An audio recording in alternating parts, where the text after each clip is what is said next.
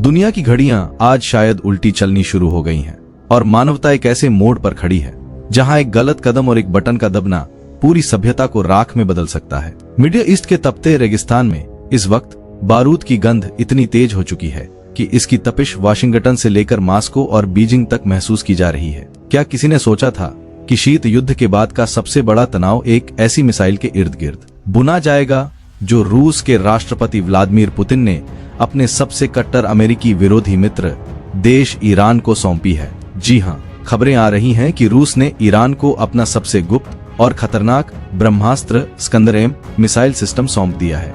इस एक कदम ने तेहरान के रक्षक के रूप में आयतुल्लाह खामेनेई को वो ताकत दे दी है कि अब उन्हें अमेरिकी हमलों से डरकर भागने की जरूरत नहीं पड़ेगी। अगले 24 से 48 घंटे दुनिया के इतिहास के सबसे भारी घंटे साबित हो सकते हैं, क्योंकि मिसाइलें साइलों से बाहर आ चुकी हैं और उंगलियां ट्रिगर पर हैं। कहानी की शुरुआत अमेरिका के उस कदम से होती है जिसने ईरान की सत्ता के गलियारों में हड़कंप मचा दिया है। डोनाल्ड ट्रंप ने ईरान को सीधी और खूनी चेतावनी दी है कि अगर किसी भी अमेरिकी सैनिक या नागरिक पर एक खरोंच भी आई तो ईरान का वो हाल होगा जिसकी उसने कल्पना भी नहीं की होगी।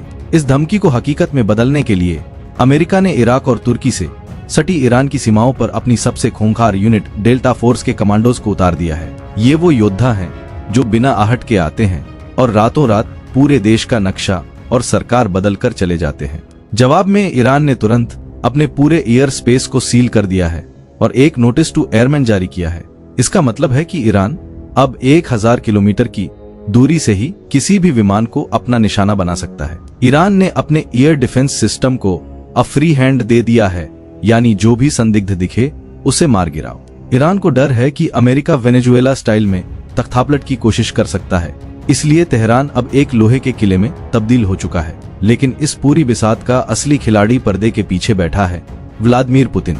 यूरोपीय खुफिया एजेंसियों में दबी जुबान में यह चर्चा हो रही है कि रूस ने ईरान को जो स्कंदर-M मिसाइलें दी हैं वे कोई साधारण हथियार नहीं है।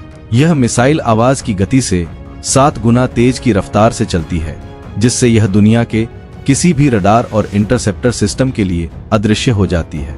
इसे रोकना अमेरिका के सबसे उन्नत पैट्रियट सिस्टम के लिए भी नामुमकिन है। सबसे डरावना पहलू यह है कि स्कंदर-M परमाणु हथियार ले जाने में सक्षम है। अब रक्षा विशेषज्ञ यह भयानक सवाल पूछ रहे हैं, क्या ईरान ने अपना परमाणु बम गुप्त रूप से पूरा कर लिया है?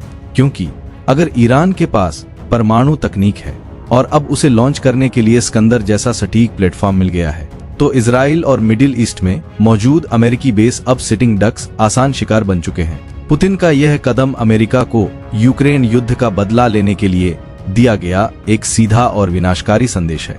अगर हम स्कंदर मिसाइल की रेंज और मारक क्षमता का विश्लेषण करें तो इसकी आधिकारिक रेंज 500 किलोमीटर बताई जाती है, जो भले ही कम लगे, लेकिन रणनीतिक रूप से यह गेम चेंजर है।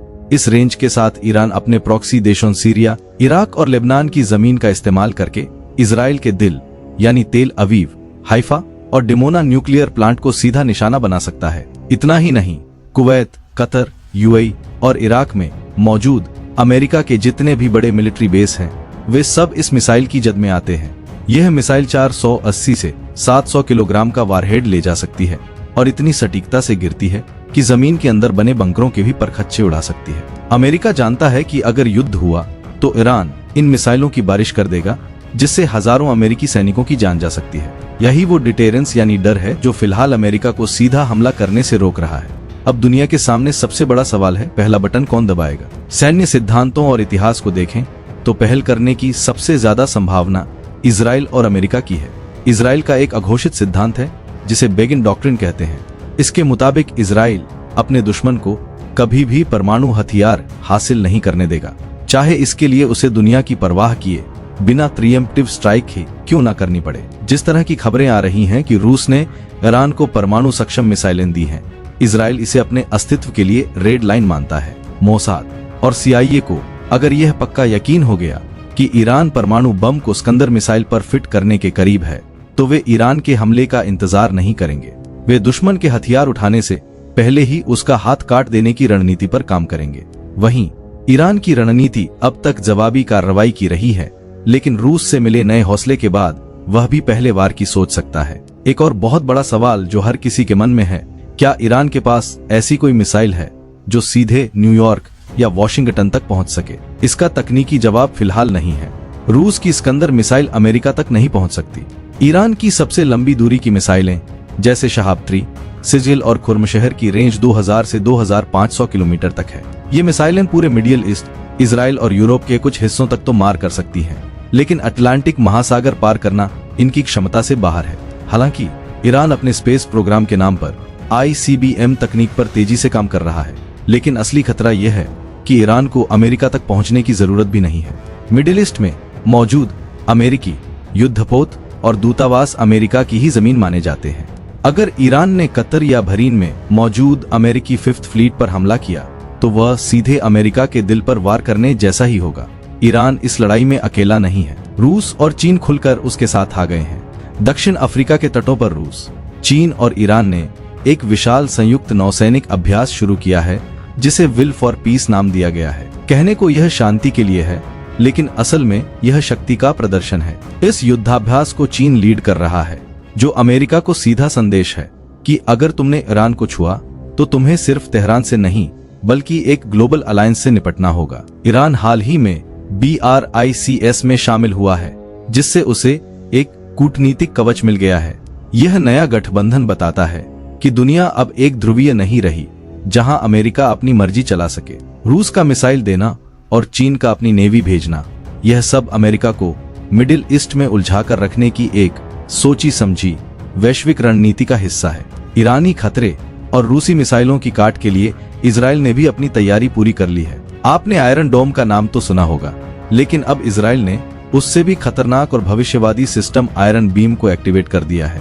यह दुनिया का पहला लेजर वेपन सिस्टम है जो युद्ध के लिए तैनात किया गया है। स्कंदर जैसी हाइपरसोनिक मिसाइलों या ईरान के सस्ते ड्रोन्स के झुंड को रोकने के लिए आयरन डोम बहुत महंगा पड़ता था, लेकिन आयरन बीम एक लाइट स्पीड हथियार है जिसका एक शॉट मात्र $2 से $3 का आता है। यह सिस्टम एक अत्यंत शक्तिशाली अदृश्य लेजर किरण को दुश्मन के मिसाइल पर फोकस करता है और कुछ ही सेकंड में उसका इंजन पिघला देता है। यह स्टार वॉर्स जैसी तकनीक अब हकीकत में इजराइल की सुरक्षा कर रही है। स्थिति बेहद नाजुक और विस्फोटक हो चुकी है। ईरान के आसमान में सन्नाटा है, जमीन पर डेल्टा फोर्स है और समुद्र में महाशक्तियों की नौसेनाएं आमने सामने हैं। अगले 48 घंटे यह तय करेंगे कि क्या दुनिया शांति की ओर जाएगी या तीसरे विश्व युद्ध की विनाशकारी खाई में गिरेगी। पुतिन की स्कंदर मिसाइल ने आग में घी डालने का काम किया है। भारत इस पूरी स्थिति पर पैनी नजर बनाए हुए है, क्योंकि मिडिल ईस्ट में अस्थिरता का सीधा असर हमारी अर्थव्यवस्था और तेल की कीमतों पर पड़ेगा।